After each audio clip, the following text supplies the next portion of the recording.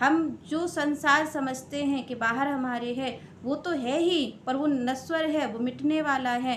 पर जो भीतर संसार हमारे बैठा है, वो कभी भी मिटने वाला नहीं है। वो तो आप देखिए कि जन्म जन्म हमारे संग रहता है, जबकि बढ़ता ही जाता है। भीतर का संसार तो हमारा कम होता जाता है, घटता जाता है। नाते रिश्तेदार हैं, वो कम होते जाते हैं, संसार से जाते जाते हैं। पर आप और हम देखें कि जो भीतर का संसार है, वो कहीं पर भी घटता नहीं है, वो कहीं पर भी मरता नहीं है, वो बढ़ता जाता है, क्योंकि हमारी आसक्ति उसमें होती है।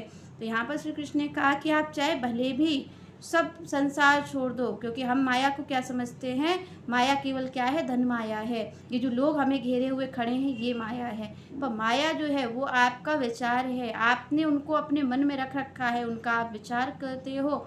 तो आपको उसी चीज़ से, आप कहीं पर भी चले जाओ, आप मुक्त नहीं हो सकते। आप और हम सोचते हैं कि हम कर्म करेंगे तो बंध जाएंगे, पर आप कर्म करे बगैर रह भी नहीं सकते हो। कौन ऐसा व्यक्ति है, श्री कृष्ण कहते हैं, जो कर्म नहीं करता। जो योग ध्यानी भी होते हैं और योग करते हैं, उनकी भी एक इच्छा रहती है, उनका भी वो कर्म है, क्योंकि वो फल की इच्छा कर रहे हैं। वो कर्म करते तो नहीं दिख रहे हैं, पर वो जो तप ध्यान योग भी कर रहे हैं, उसका कारण क्या है, उसका कारण केवल यही है कि मुझे इस पद की प्राप्ति हो जाए।